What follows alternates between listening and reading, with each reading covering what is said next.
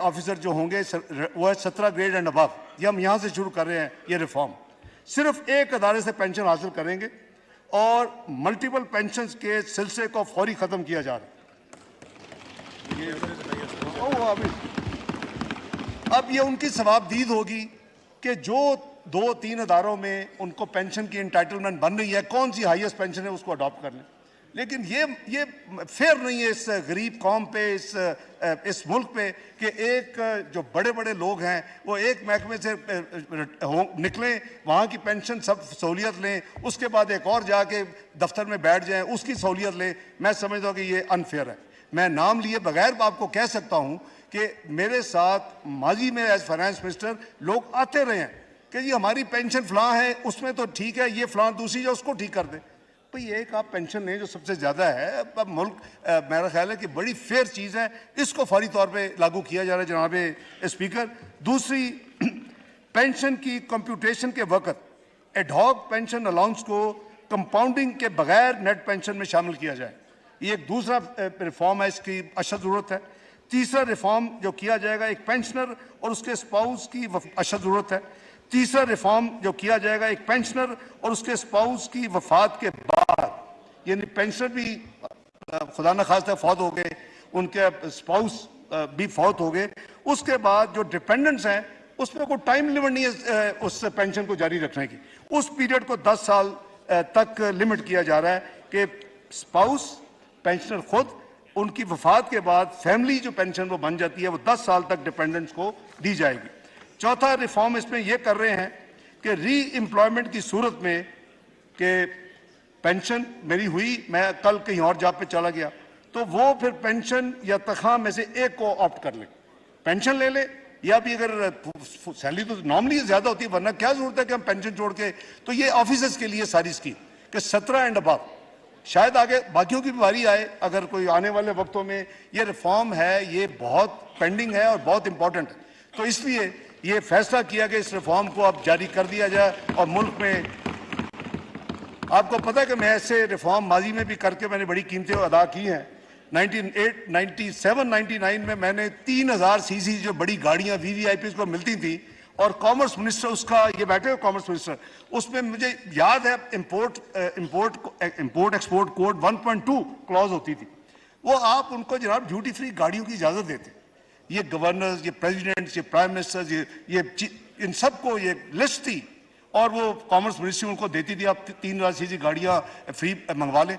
और इस मुल्क में मैं आपको एविडेंस दे सकता हूँ कि ऐसे लोग थे जिन्होंने एक से ज़्यादा मरतबा उस ओहदों पे आए मुख्तलिफ में और गाड़ियाँ ली। मैं मजीद आपको एविडेंस दे सकता हूँ कि वो गाड़ियाँ मंगवाई और बेची और करोड़ों रुपए की जो ड्यूटी बचाई वो जेब में डाल ली।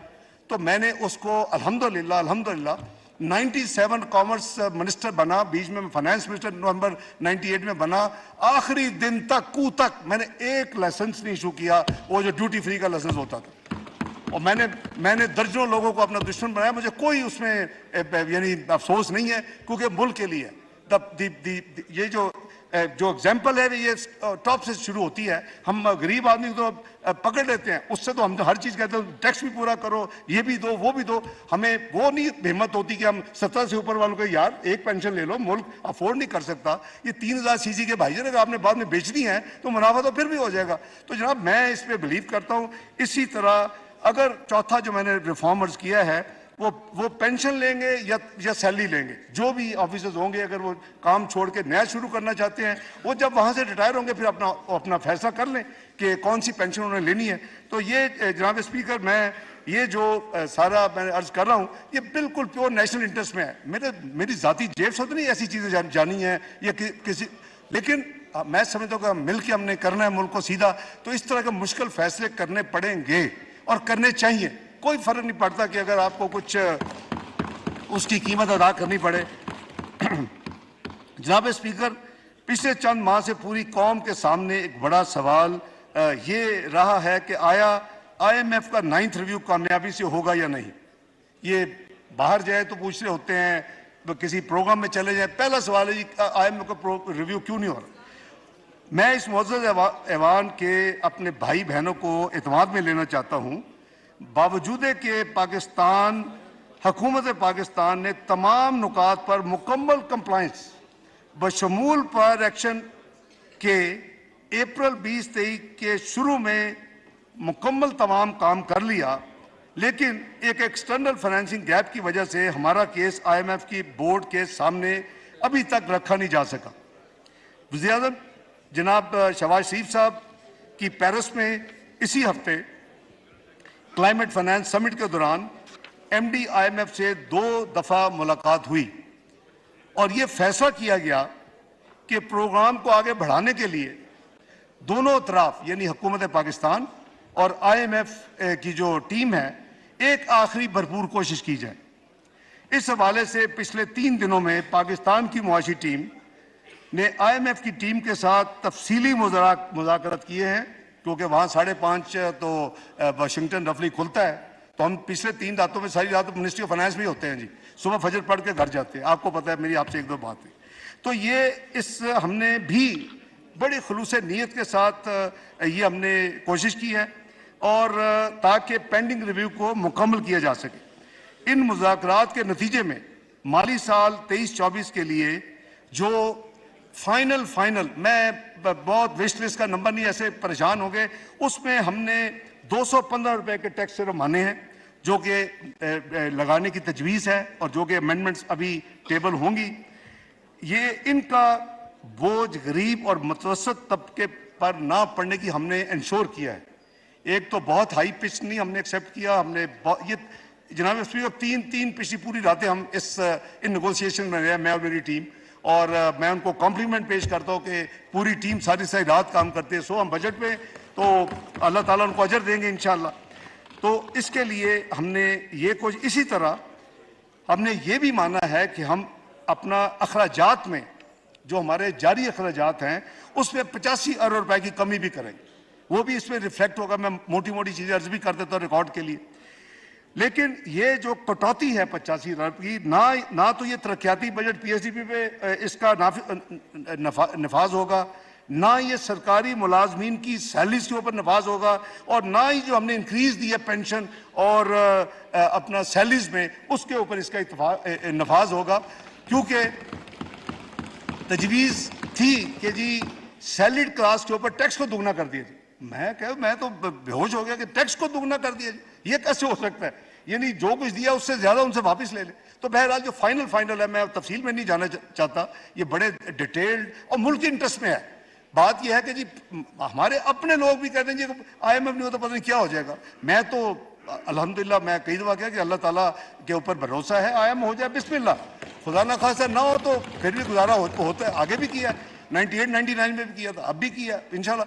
तो इसलिए हमने खुलूस नीयत के साथ प्राइम मिनिस्टर साहब की चूंकि ख्वाहिश भी थी, सही ख्वाहिश थी, क्योंकि इसके जो पॉजिटिव असरात हैं वो भी हैं, हमें उसको मानना चाहिए कि इस वक्त एक ग्लोबल जो मेडिकल जो एक कह लें कि सर्टिफिकेशन देता है, वो अब सारी दुनिया के अदारों ने, वर्ल्ड बैंक हो, IBRD हो, IFC हो, एशियन डेवलपमेंट बैंक हो, AIIB हो, अपना IDB हो, कोई भी हो, उन्होंने ये पहले देखना है कि जी आप ऑन ट्रैक हैं, तो उसके बाद वो आपसे बिजनेस शुरू करते हैं। तो ये एक ग्लोबल बन गई है। तो इसलिए मैं समझता हूँ कि उसका इंटरेक्ट फायदा इंशाल्लाह पाकिस्तान को बहुत ज्यादा होगा, जिसके विजिबल होगा। हम ने ये जो मैं बड़ी इसीलिए ट्रांसपेरेंसी के साथ मैं समझता हूँ कि ये इस ऐवान का और पाकिस्तान की कौम का ये उनकी अमानत है कि आप उनके बिहाफ पे जो एग्री करें आप इस कौम को बताएं।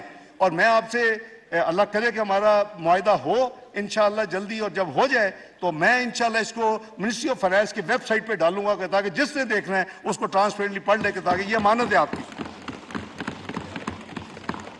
तो मैं अर्ज कर रहा था कि जी ना तो तरक्याती बजट पे कोई कट आएगा इस नतीजे में, ना ही सरकारी मुलाजमीन की सैलरीज में कोई एडजस्टमेंट होगी, जो उनको अनाउंस हुआ है वही मिलेगा, और ना ही पेंशन में कोई कटौती होगी।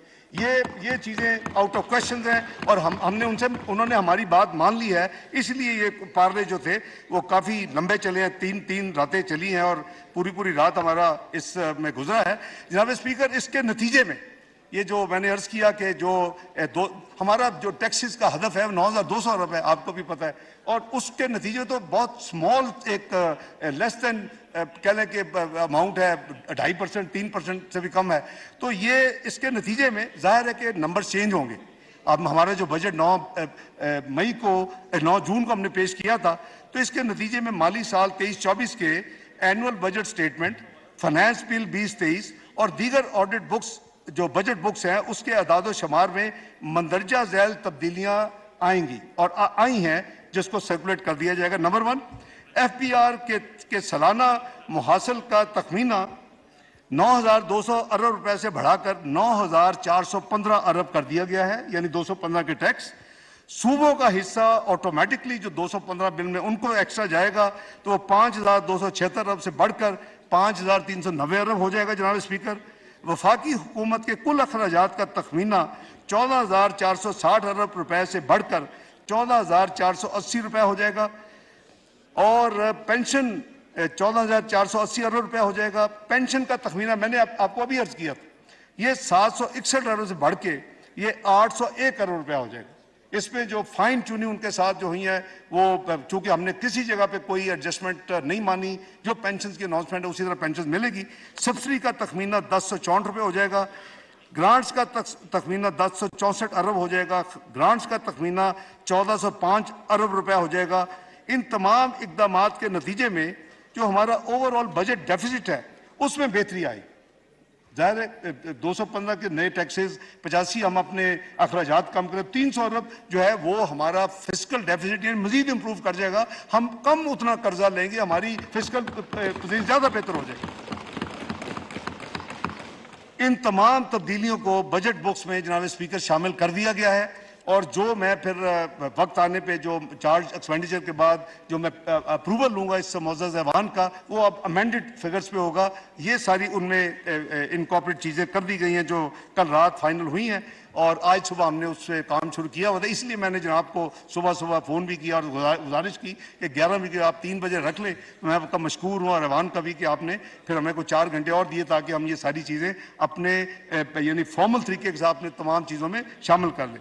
जनाब स्पीकर, मैं इस मुअज़्ज़ज़ ऐवान की वसातत से पूरी पाकिस्तानी कौम को इस बात का यकीन दहानी कराना चाहता हूँ कि उनको जिन मुश्किल माली हालात का सामना करना पड़ा है उसकी कई वजूहात हैं। मुझे इजाज़त है ये कहने की पिछली हुकूमत की मुल्क दुश्मन पॉलिसियों की वजह से मुल्क की मीशत पर बहुत बुरे असरात मुरतब हुए हैं, जिनके ज़ायल होने में वक्त लगता है। इस तरह पिछले 1 साल में उन्हीं के रियासत मुखालिफ सरगर्मियों ने भी जलती पर तेल का काम किया है। वो उसके 9 मई का जो है वाक़या सर फहरिस्त है। अल्लाह ताला की ज़ात का शुक्र है कि ऐसे ग्रोहों और जत्थों से पाकिस्तान के बाशऊर और बाखबर अवाम बखूबी आशना हो चुके हैं। वज़ीर-ए-आज़म शहबाज शरीफ और इत्तेहादी हुकूमत का नस्बुल ऐन मुल्क और कौम की फलाह और तरक्की है। इंशाअल्लाह अगर पाकिस्तान की अवाम ने जनरल इलेक्शन के जरिए दोबारा खिदमत का मौका फराम किया तो हम अपने नामुकम्मल मुआशी एजेंडे को इंशाअल्लाह पूरा करेंगे और अवाम की बेहतरी और खुशहाली के लिए हर मुमकिन मजीद इकदाम करेंगे। अल्लाह ताला के फजल करम से पाकिस्तान की मईशत मुश्किल हालात का मुकाबला करने की भरपूर सलाहियत रखती है और आप देखें कि पिछले 8-9 महीने में क्या क्या प्रेडिक्शन नहीं हुई और वो प्रेडिक्शन अप्रैल के एंड तक मई में हो रही थी। तो अल्लाह ताला का फजल है कि मुल्क इंशाअल्लाह, मेरा ईमान है कि रहती दुनिया तक ये कायम दायम रहना है। अल्लाह ताला ने इसकी हिफाजत करनी है। तो मैं अर्ज कर रहा हूँ कि पाकिस्तान की मईशत मुश्किल हालात का मुकाबला करने की भरपूर सलाहियत रखती है। कौम के ताउन से हुकूमत माजी करीब के तमाम चैलेंजेस का कामयाबी से मुकाबला कर चुकी है और कर रही है और इंशाअल्लाह पाकिस्तान माली साल 2017 का हासिल करदा वो मुकाम जहां हम दुनिया में 24वीं बड़ी मईशत माशी कुव्वत बन चुके थे, इंशाअल्लाह जल्द दोबारा हासिल करेंगे। और वो वक्त दूर नहीं जब अल्लाह के फजल करम से कौम की मेहनत और लगन से हम पाकिस्तान को G20 में शामिल करेंगे इंशाअल्लाह। अल्लाह ताला हम सब का हामी नासर हो। पाकिस्तान जिंदाबाद। वज़ीर ख़ज़ाना इसहाक़ डार कौमी असम्बली में इज़हार ख्याल कर रहे थे। उन्होंने कहा कि स्टेट बैंक ने दरामदात से पाबंदी उठा